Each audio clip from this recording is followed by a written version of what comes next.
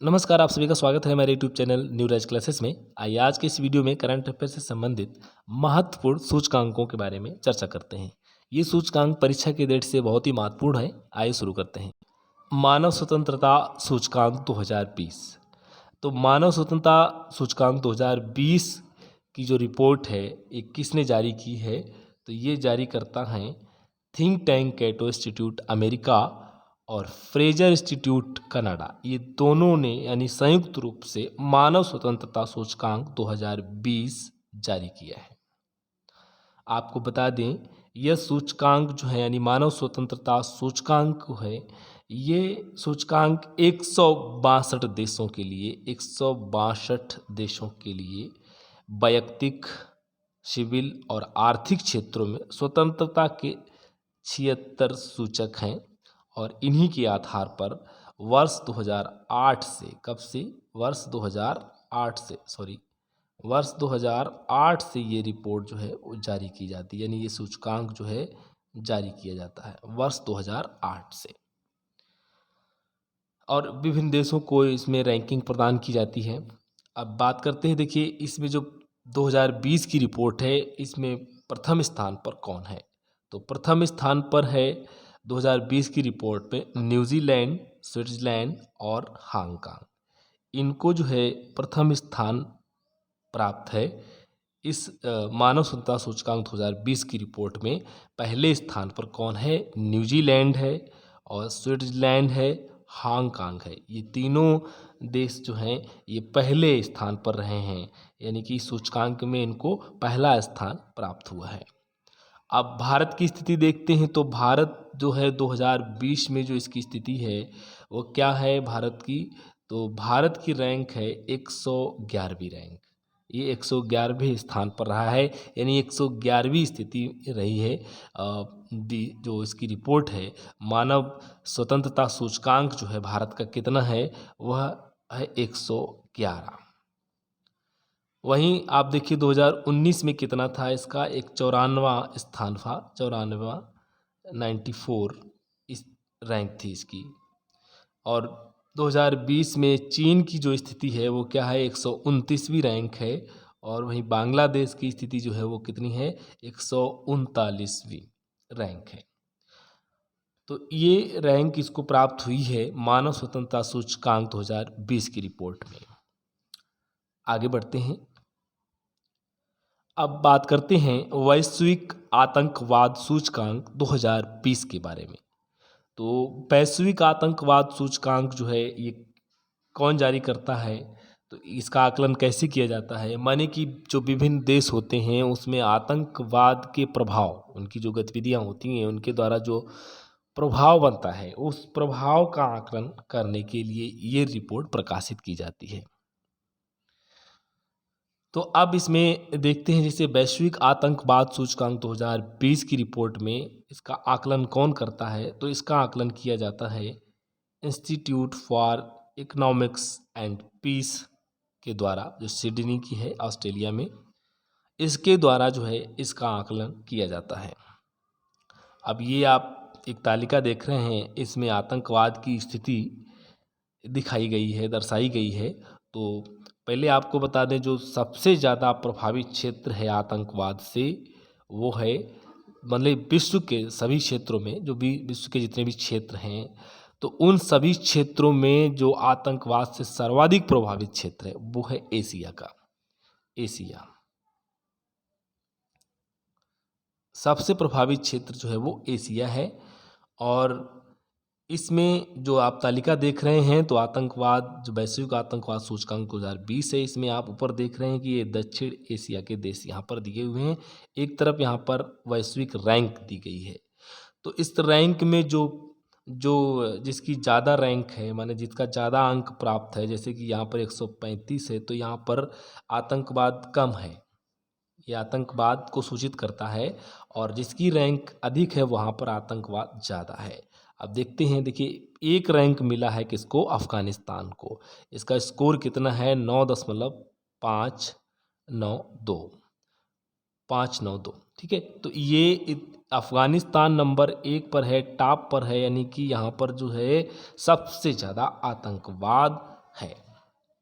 यानी कि ये सबसे ज़्यादा प्रभावित क्षेत्र है, सर्वाधिक प्रभावित देश है अफ़गानिस्तान। और इसके बाद में हालांकि इराक है और नाइजीरिया है, ये भी बहुत ज़्यादा प्रभावित क्षेत्र हैं।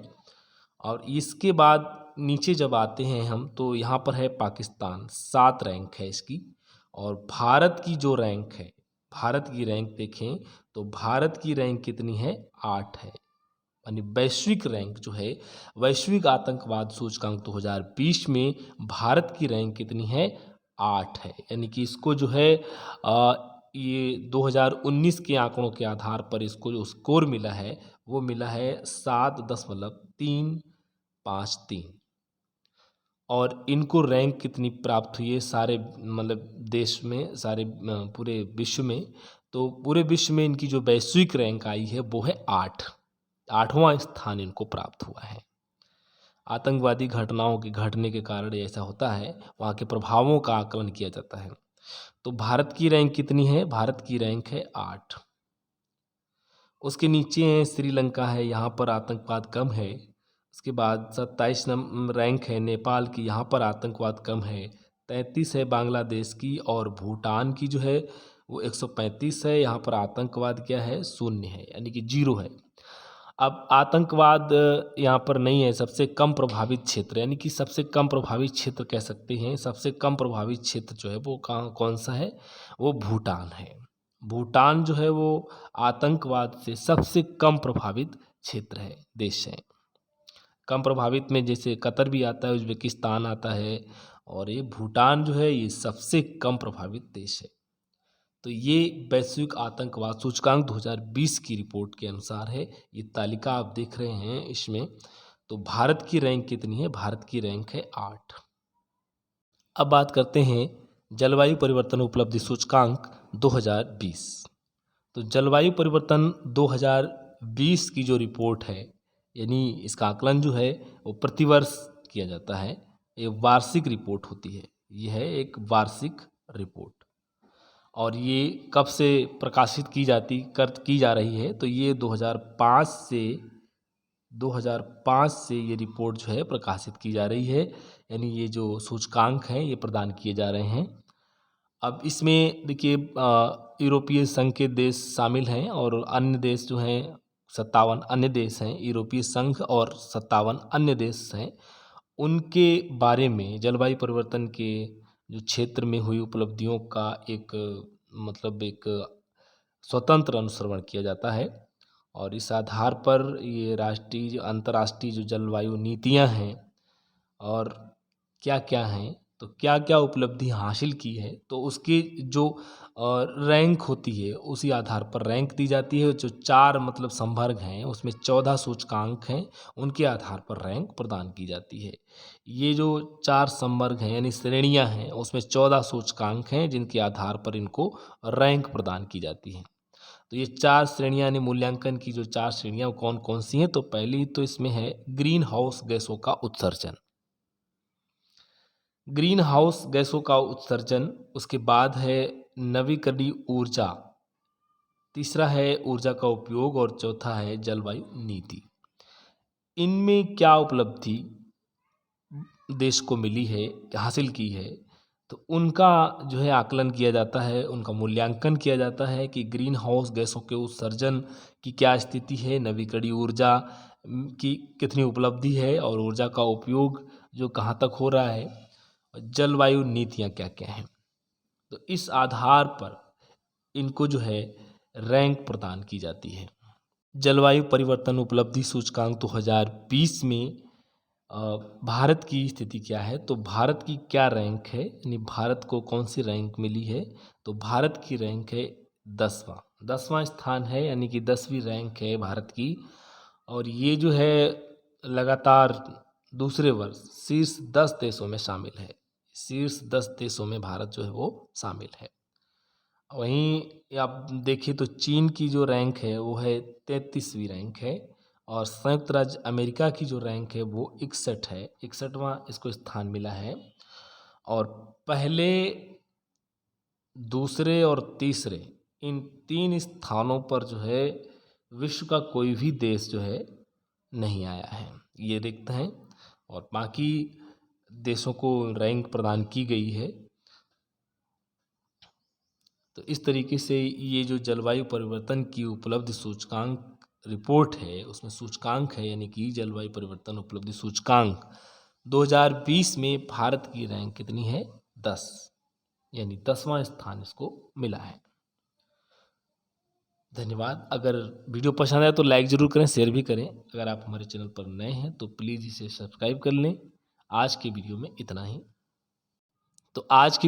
ही। धन्यवाद। अगर वीडियो पसंद आया तो लाइक ज़रूर करें, शेयर भी करें। अगर आप हमारे चैनल पर नए हैं तो प्लीज़ इसे सब्सक्राइब कर लें, जिससे आपको अगले नोटिफिकेशन जल्द प्राप्त हो सकें। धन्यवाद।